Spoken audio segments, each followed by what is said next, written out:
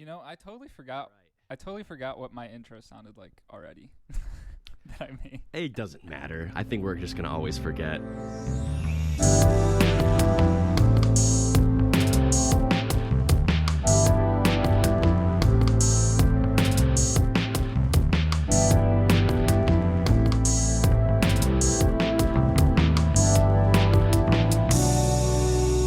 I'll edit it welcome. in. Yeah, okay. Welcome to our new podcast. This is I'm 'Cause Nate. we've had them before, for Yeah. sure. I'm Will. Nathan, whatever, and this is my co-host Will, and I'm his co-host. Will. Yeah. We're each other's co-hosts, platonic co-hosts. We might have guests in the future, but anyway, if we do have guests, it's not going to change the name of the podcast, which is Two Idiots Talk, which is interpreted however you want to hear it, because Say it however you want. depending on which kind of two and punctuation you use, it could have many different meanings. But no matter what you interpret it as, remember, we are two idiots. Yes. So take none of what we say seriously. Yeah, this is purely entertainment, infotainment, as you may, I guess you could call it. Is there Kind of infotainment. Is there an infotainment category of podcast? I feel like, I mean, yeah, I mean, that one I sent you when we were first talking about this, and for some reason I'm blanking on it, on what it's called. For some reason. More like entertainment, I guess. Ooh, anyway, what is the right. podcast today, or what is the topic today for our podcast? So, we are going to be talking about evolution of human civilization and more. I'm going to be coming in with some more standard ideas, maybe some fringe stuff, but not too crazy. Nate might throw me off with some ancient alien stuff because I've been prepping by watching way too much of a show I used to really like called Ancient Aliens that was on the History Channel, and I also have my copy of Chariots of the Gods by Erich von Däniken. That crazy motherfucker. So yeah. Oh, don't get me wrong. I'm going to be talking about some crazy motherfuckers too. So Okay, cool. Yeah, and we're starting from the beginning of humanity and human civilization. Like well, maybe not. right after beginning they of wiped humanity. out the rest of the Homo genus. Or we, I guess. Pretty much, yeah. Yeah. So, I guess we can just dive right into it. Yeah, go for it. So, we should talk about a little bit of more of a standard model. So, as a lot of people probably know, well, I guess I shouldn't say that. I genuinely have no idea. Human civilization, as you might call it, started approximately around 10,000 years ago. And what you probably learned in high school, just like mitochondria, powerhouse of the cell, you learned about the Fertile Crescent Yeah. over by Egypt and Syria and Turkey. Tigris and Euphrates, right? Yeah, there you go. There you go. And it's nice and fertile. Uh-huh. So around 10,000 years ago is about the time that farming started. And they started farming in the Fertile Crescent because it was fertile. This is also about the same time that the Ice Age ended. So the Ice Age ended around 11.7 thousand years ago. In that It was time this weird period, moment of... yeah, they were grateful for global warming. Yeah. Yeah. The warming was good because they were going through hellfire. I guess the opposite of hellfire. Hell blizzard. Hell blizzard. So, how witty we are. We're trying really hard. Please laugh. But about 12.9 thousand years ago was when the Ice Age started to warm up, and then there were a couple episodes of things, and it's debated on what it was. It could be a comet impact. It could be a volcano eruption. Could be both. Things cooled down again. Do you want to know what the ancient alien theorists say it was? What?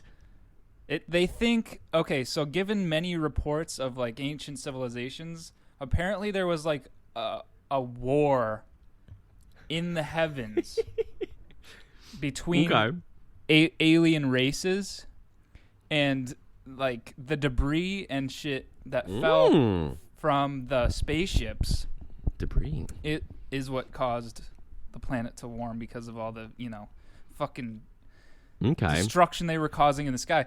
I think there are reports of this in the Mahabharata, which is an Indian religious text. Ooh, right. But I don't yeah. know. I don't know, like, chronologically if that would line up. I think it does because I've also heard of tales, just like flood tales. So, they're like coincidences. Let's wait till the flood. Let's wait for the flood shit because I got a lot of shit to say about that. Oh yeah, okay. But there's a lot of coincidence between myths and things that we think might have actually happened. Like that comet impact likely broke up. It wasn't a comet. It was a comet breaking apart in the atmosphere and raining fucking hellfire onto the planet. But the funny thing is, it Or a didn't heat the celestial war. planet up. It didn't heat the Oh. planet up. It cooled it off because Oh, the shit. impacts launched ice and debris into the sky, just like a volcano or a nuke, and caused an artificial winter Yeah. that cooled the Oh. planet back off, and then it heated back up 11.7 thousand years ago. So if you imagine from the human perspective, you're in the Ice Age, you're going about your fucking business, herding some animals. Well, I guess you're not herding animals, you're hunting animals. And you just see this fucking, it's starting to get warmer and pleasant, and then you just see this fucking fire raining down from the sky, and then everything turns to shit and freezes. Oh, then For progress 1,000 is years. destroyed. Exactly. Ah, It's like the first fuck. Dark Ages. So that's generally the standard model. That's not Okay. really disputed. And the first city, Çatalhöyük, I believe it's pronounced, in Turkey, about 9,000 years old, occupied for 2,000 years, about 10,000 population, 9,000 years ago, versus like Yeah. the end of the Ice Age being 11.7 thousand years ago. Yeah. Then they find this site, Göbekli Tepe. Yeah. That they approximate being 11.5 thousand years ago. So this is 200 years after the end of the Ice Age. So and like there's nothing. nothing from nothing. There's no settlement. There's no animal debris. There is animal debris, but there's no like sign of occupation of this site. It's purely religious, they believe. The builders my. filled it in with mounds. So as they built it, when they finished a ring, they filled it in with mounds. And there's 22 rings across 22 acres. The rings are 16 feet, or no, sorry. The rings are 65 feet across with 16-foot pillars, all carved with astronomical information.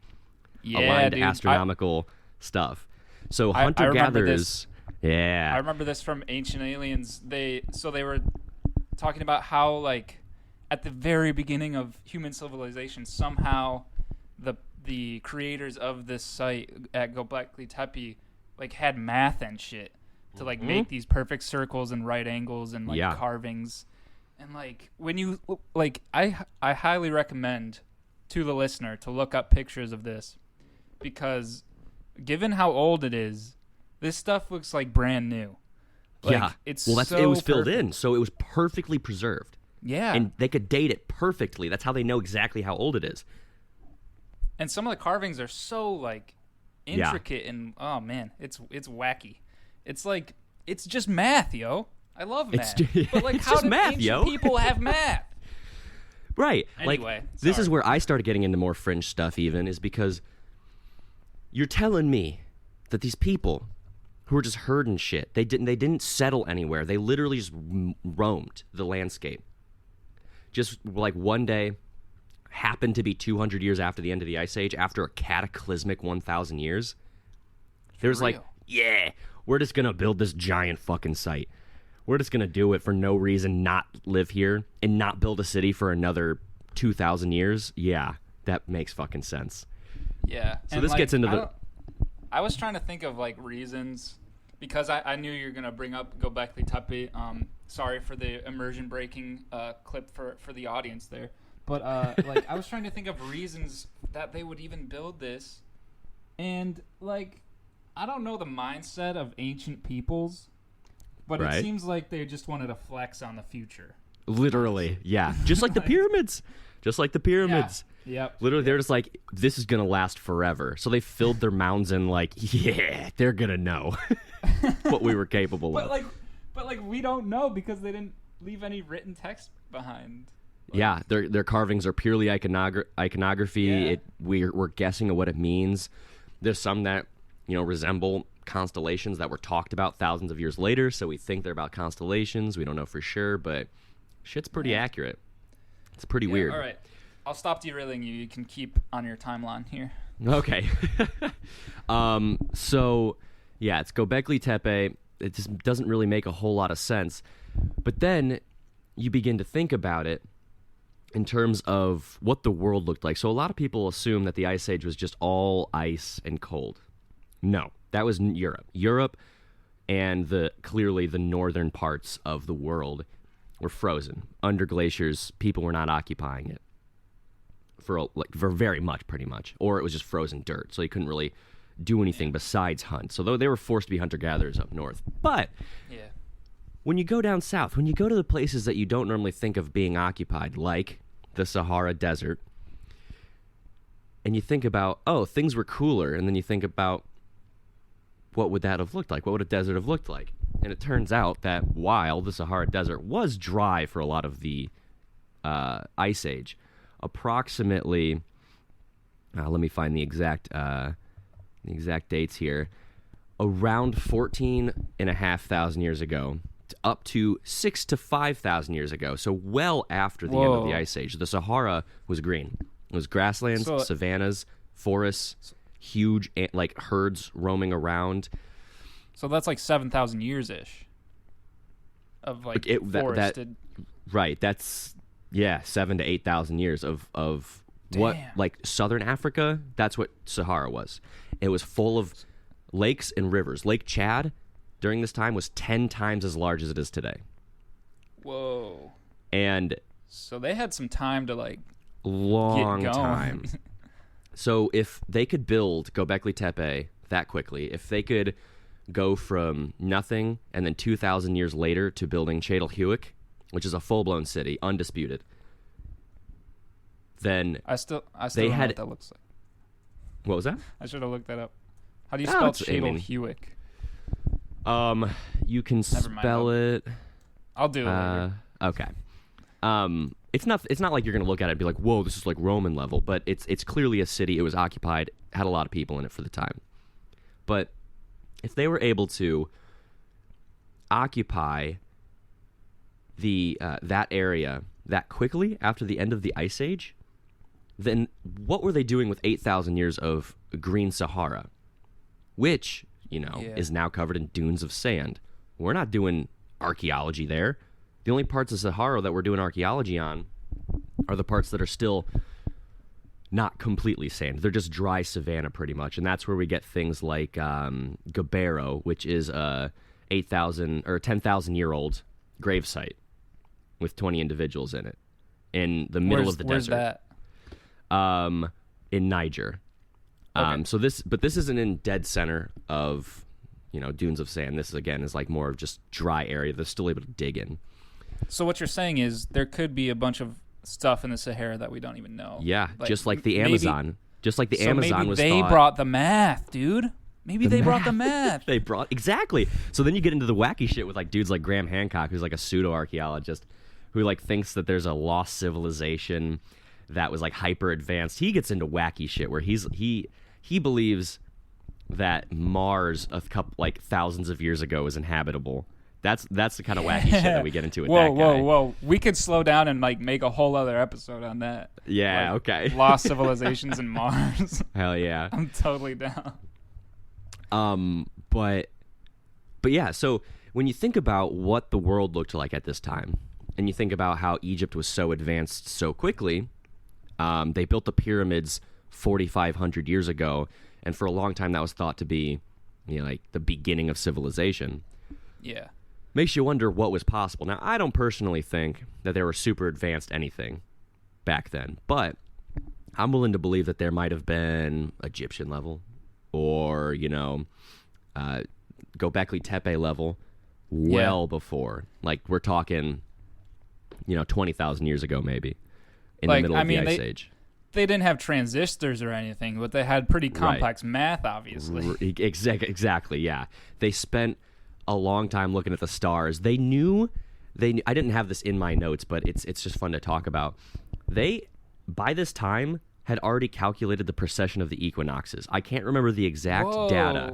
I can't remember what civilization it was, but they very quickly figured out the precession of the equinoxes and how long it was.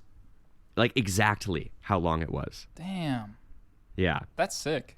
That's useful. Yes, it is. It's very useful. And then... So that must mean that they know that the Earth had an axis. Exactly. And that it was they round. clearly knew what the magnetic north and south... They knew what the magnetosphere was, partially. Yeah. Because Göbekli Tepe is aligned to it. Yeah. And so, wait, aren't the pyramids aligned to the cardinal directions too? I think so, and they're also aligned to, I want to say it's Orion. I don't remember exactly. I think you're right. And then, if you want to start getting into Egypt here, that's where we get into the Sphinx. Is thought to be around 4,500 years old, but there's some fringe theories that think it's older because the rocks it was built from were dug from directly around it. Yeah. And the rocks it was built from have vertical water erosion marks. So some people claim that means that it had to have been either water runoff or rainfall. And that area hasn't experienced rainfall, at least enough to like cause erosion. Yeah. Since like 5 to 6 or more thousand years ago. So the Sphinx could very well have been much, much older than the pyramids themselves. However, like I said, I just watched a documentary that they were doing a lot of experiments to figure out how they could have cut the stones for the pyramids so quickly, and they discovered that the limestone they're using, if you pour water on it, yes, you can cut it. Away. Yeah, you cut it 5 times faster. So then I'm just like, okay, then they probably just mined the stones with water, and then that maybe could have formed those rivulets. But when you look at the marks around the Sphinx from the pit, they're pretty intense. They're huge erosion marks. So I don't know. Huh. That maybe they had like water jet cutters or something. But like, how would they develop that much pressure? Also, like, the other thing, not to backtrack too much, but like, these stones that they were carrying, like for the Sphinx, for the pyramids, and for like Göbekli Tepe, they're huge. They're like multiple tons, like tens of tons in mass. Fucking gigantic. Yeah, and like they did experiments to like figure out how to pull these stones, and they think they figured it out somewhat, but mostly only for the smaller of the stones. Yeah, not the King's Chamber in the pyramid, and Nafre's pyramid, I think it is. They're fucking huge. Like, way bigger than anything we could ever hope to carry by human strength.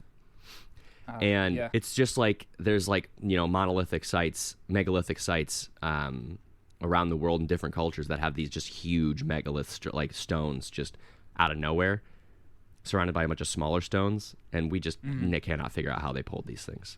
And it's like these weren't the only 2 sites in the world that were hauling huge ass rocks. Yeah. Like, for what? Like, there's also Easter Island. There's also like the Aztecs and Mayans who are like building huge structures. Maybe not on the scale of like the pyramids, but pretty darn big still. And like, I don't know. Pretty darn big. Yeah. I don't know. It's just, there's so much speculation you could do, and it's like, that's why I think so many people, myself included, are drawn to like the ancient aliens theories, because like it's such an easy explanation for this shit, and it like gives purpose for them making all of it, and it's fun. Yeah, it's super fun. And like a lot of the most fun are like, maybe the pyramids were like generators, and that's why so many different civilizations around the world made them to like generate energy for the alien overlords. And you're just like, dude, okay. I fuck with that. Yeah. And like, to go back to the Sphinx, even a lot of what I've heard from the Ancient Aliens show is that maybe aliens were like doing experiments on humans and animals to like fuse their bodies and like breed like chimera. Yeah. And Yeah. like when you look at the hieroglyphs and shit, you're like, okay, I mean, like maybe they weren't that creative and like they actually just had that shit walking around with them and they just chiseled it into some rock. And you're like, okay, I guess that makes sense. But like Yeah. that, like Occam's razor kind of just points to it. But then you're like, well, this universe is huge as fuck, and I don't even know Right. if aliens would want to fuck with the human race. And like it Right, kind of yeah. detracts from the credit of humans to like say that, oh, we needed aliens to give us math so that we could literally Right. do anything. Yeah, it's kind of like So- it's especially like old archaeology being like these brown people couldn't build this. So yeah, Nazi shit. Yeah. But I mean, hey, aliens could have fucked with people who didn't understand what they were, but we would have understood what they are now, so they don't fuck with us anymore. Who knows? Bob Lazar. We should do an episode on Bob Lazar, maybe. I'm down. Seriously, I Okay. love Bob Lazar. Another thing with the Sphinx is because of the precession of the equinoxes, constellations move, where they rise moves, Yeah. and the people that think that the Sphinx is older, some of them, like Robert M. Schoch, who is a geologist, who originally proposed it being older, so about 7,000 years ago, is starting to think for some reason, and I can't find why, it is actually 10 to 12,000 years old. Well, I can't figure out why he thinks this, but one of the things that they point to is about 10 to 12,000 years ago, again at the end of the Ice Age, yeah. it was the age of Leo, and Leo was rising in the east with the sun. And there are many experts. It's actually kind of become more commonplace to assume that the Sphinx was originally just a lion, and it was Khafre. I think it's Khafre. Forgive me if I'm wrong, but Khafre sculpted it down to be him because it was just eroded away and it was super old. Oh, yeah. Oh, that makes more sense. That kind of just negates the whole chimera theory of ancient aliens. Hey, I mean, I'm always down for some chimeras. I hate it because I can't remember the reference to Full Metal Alchemist. Forgive me, please, I swear. Also, like, I just realized these people are kind of like assuming the standardization of constellations. Like, Yeah. like not every like group civilization around the world is going to have the same. Right. Is going to see the same things in the stars. They're just going to know where the stars Yes, but there is a lot of overlap between separate isolated cultures in the constellations. And I don't know much about constellations in astrology, but I'm pretty sure a lot of isolated cultures represent constellations very similarly. Not necessarily the same, but similarly. And That's weird. I'm pretty sure Egypt did have a lion constellation that was Leo. I think. I don't know. Probably wrong. I am dumb. Because I'm pretty sure I am dumb too. Because I think the constellations we think of today are like Greek, I want to say, or Roman maybe. Yeah, probably. But like I know that the Native Americans had their own interpretations as well. Right. So. On the topic of Native Americans, I don't know how much you'll be able to tie in. Oh, wait. Yeah, so you can get into this for the South Americans, but I want to say real quick for North American indigenous folk back then.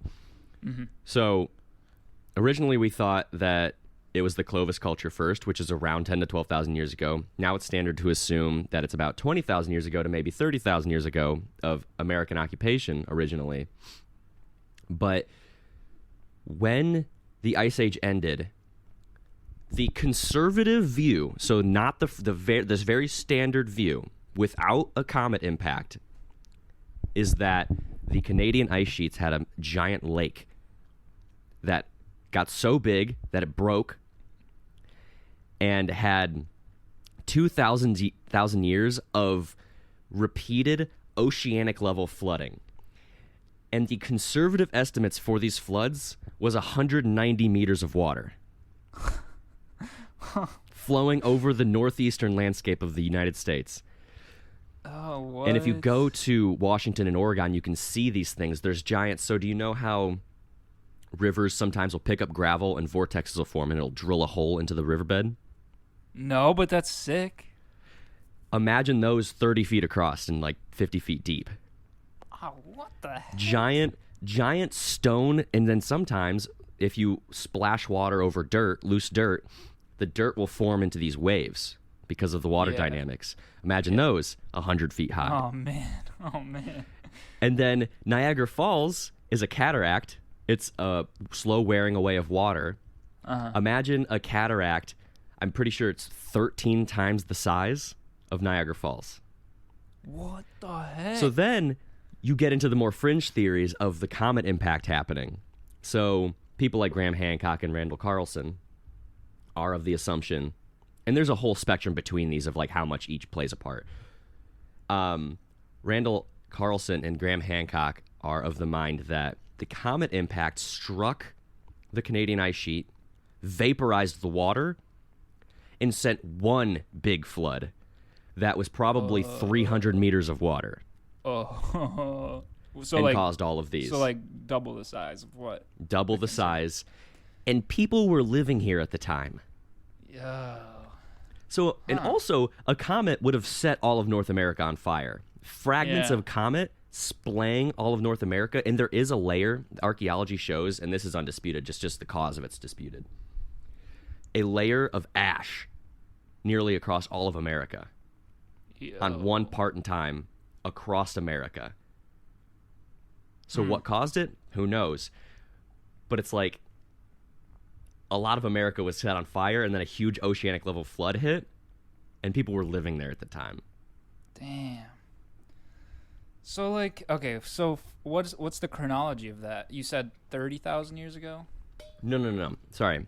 That was just to say people were there already. 30,000 years ago-ish was probably the beginning of human occupation in America. Oh, okay. And then during that, somewhere. During that, so I'm talking about the end of the Ice Age. So the 12.9 thousand years ago to 11.7 thousand years ago. The 12.9 thousand years ago is when the comet impacted. Okay. So right at the beginning of so that's called the Younger Dryas period. Is that 1.2 thousand year period of just destruction of it getting warmer, freezing again, and then slowly getting warmer again. Which, by the way, imagine 1,000 years of the ocean levels rising and then dropping and then rising again very rapidly. Like, how does that tie into the chronology across the Atlantic of like the floods? You mean in like Europe? Like in biblical times and like Gilgamesh and shit. Well, I mean, it's pretty agreed upon that a lot of biblical stories are based in the times about from 6,000 years ago to 12,000 years ago. Okay. So the beginning of humanity. And so they had it's possible, floods too, I guess. Oh, absolutely. They had ice sheets of their own that were melting. They had ocean levels rising. Like the ocean levels, so the numbers that I found were from 19,000 years ago to 6,000 years ago, the ocean levels rose by 120 meters. And they rose by 1 meter per century. Huh. But during 15,000 to 13,000 years ago, and then from 11,000 years ago to 9,000 years ago, so right before Younger Dryas, right after Younger Dryas, it was raising by 2.5 meters per century. Now that's kind of slow. It's kind of slow. I don't know. That seems pretty fast to me. What is it is now? pretty fast.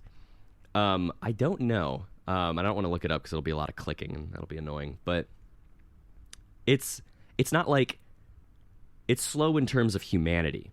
But if you think about it, if there was an established city somewhere on a coast, and you got to remember most cities were on coasts and rivers. Uh-huh. If there was an established city on a coast, no matter how basic, imagine in 100 years the water level rising by 2.5 meters. Yeah. That would just completely destroy the city. Yeah, Everybody would be done. like forced to leave, and like that's 100 years. That's not long enough to establish a city. It takes 1,000 years probably to establish a city. Especially back then. Exactly. So there's a lot of people who like to think that there were advanced cities that got dispersed into inlands. Mm-hmm. And then those people either taught the people from the inland who might not have been advanced, quote unquote, or just established their own stuff and did things like Göbekli Tepe, which had all that math and astronomy. Man, it's almost like we don't know shit about the past of our race. We don't know shit, dude. Oh man. I think we got off track from America, but South America is its own beast. That place is awesome. Yeah, I feel like the separation of continents is really what did it, you know? And like this is Oh, and I forgot this to mention, isn't by the even- way, the Sahara Desert's 3.5 million square miles, and continental U.S. is 3.1 million square miles. So that's another frame of reference for the Sahara Desert from the past stuff we were talking about. Anyway, Whoa, so it's giant.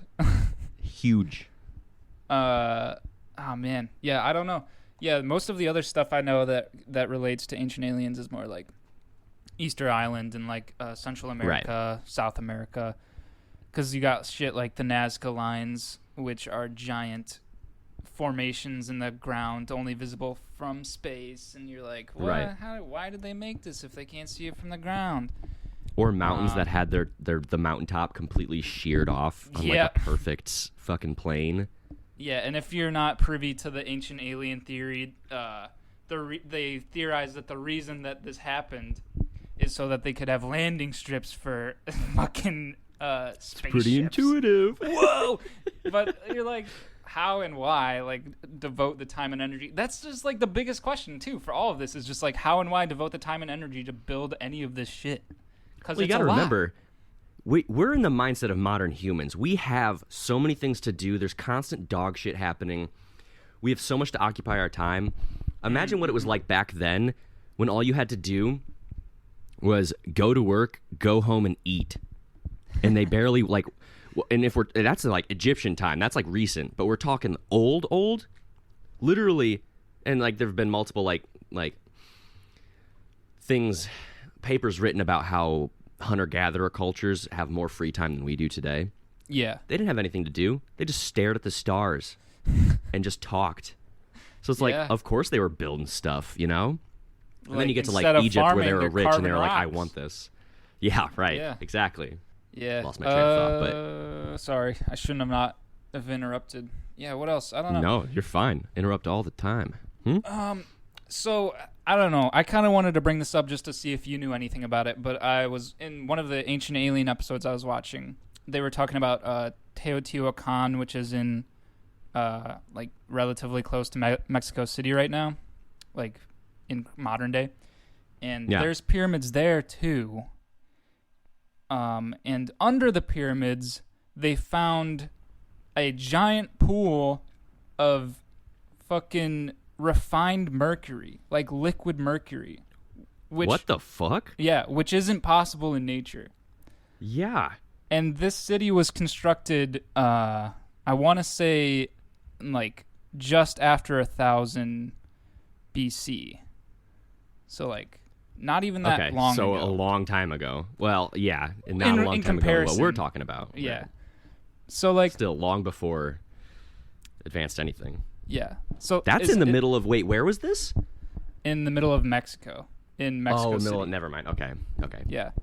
So, like, there was a lot of theories that I thought were cool. Like, maybe they had electricity and, like, superconductors and whatnot. But I don't know. If you didn't have theories, I just wanted to bring it up because I thought it was wacky. I've never heard about that. All I've read about America generally is North America in terms of that ancient stuff, and South America in recent stuff. Fun fact: I believe the first city or culture like staying put culture that had a growing population was in Peru, and they didn't have farming, and it was purely fish based. Whoa! They developed a large city purely on fishing, which goes to show you don't need farming to develop a city. So another reason to be like, why weren't we developing stuff in the middle of the Green Sahara? Now, some people will say things like, humans have been around for 200,000 years, so why didn't we make shit?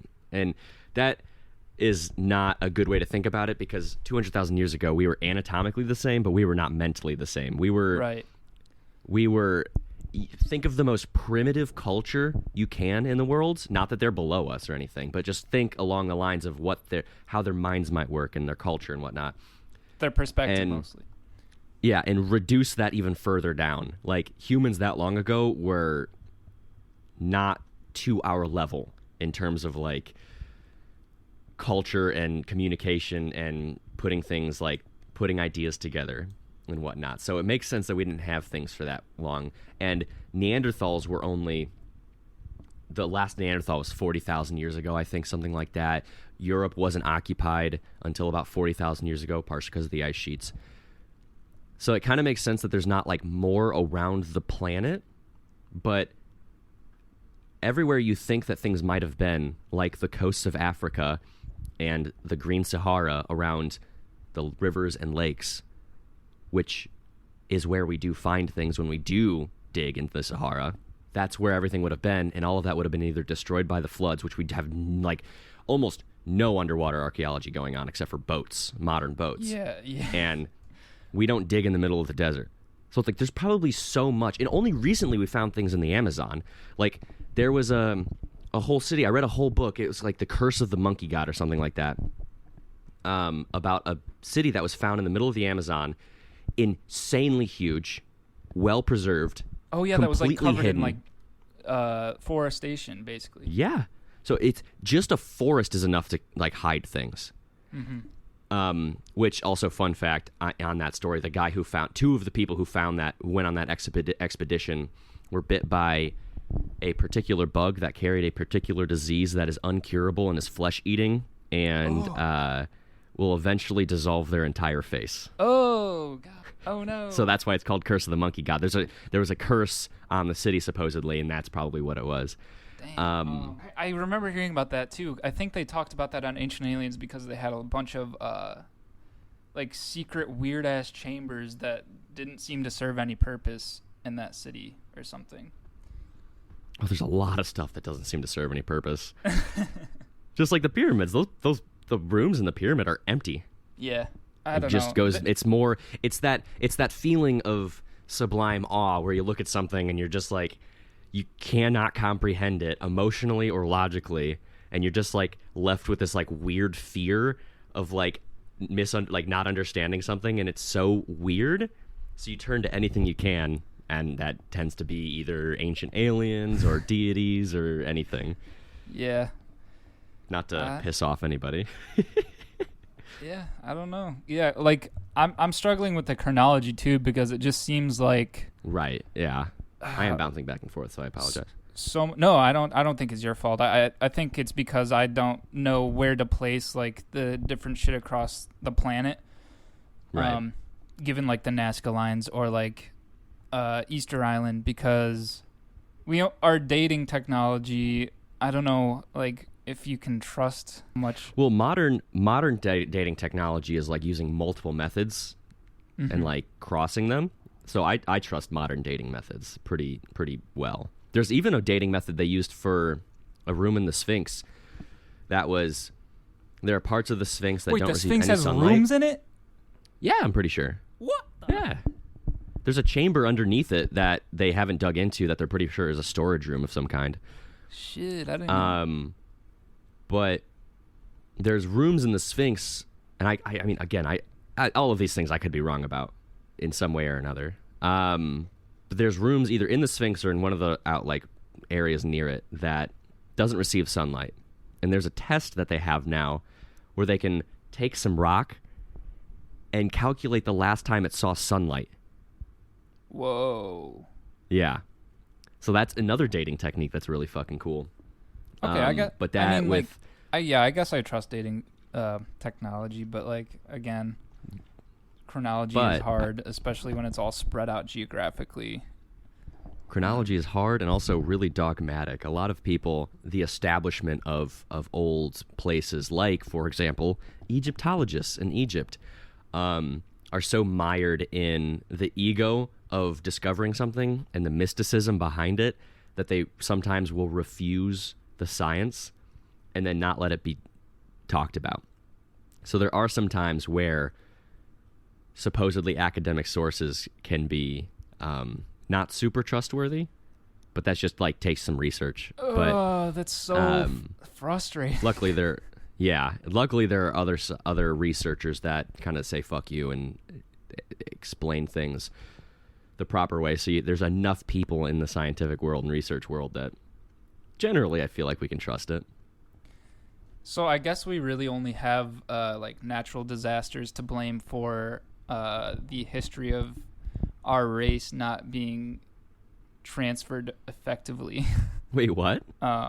Like it seems like all the floods and the asteroids hitting and like even plagues possibly just wiped out the information collected by these ancient civilizations.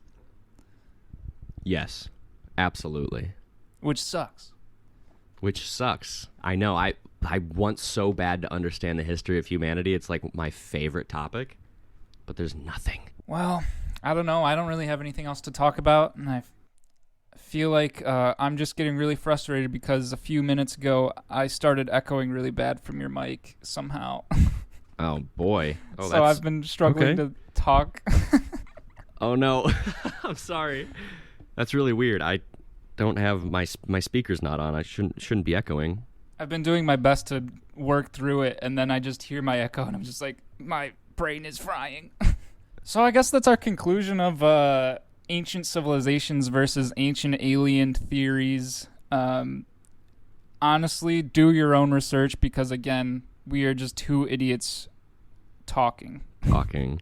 Pretty much, if this interested you, use this as a starting point to look into things. We've given you some names and dates. It should be a little easier if you'd like to read about it. So yeah, just remember the important shit like Göbekli Tepe and those two guys that Will kept talking about. Yes. Those two guys. Graham Hancock and Randall Carlson, I believe. They're kind of wacky, but they talk about interesting stuff. Don't take everything they say seriously. But skepticism is important. There we go.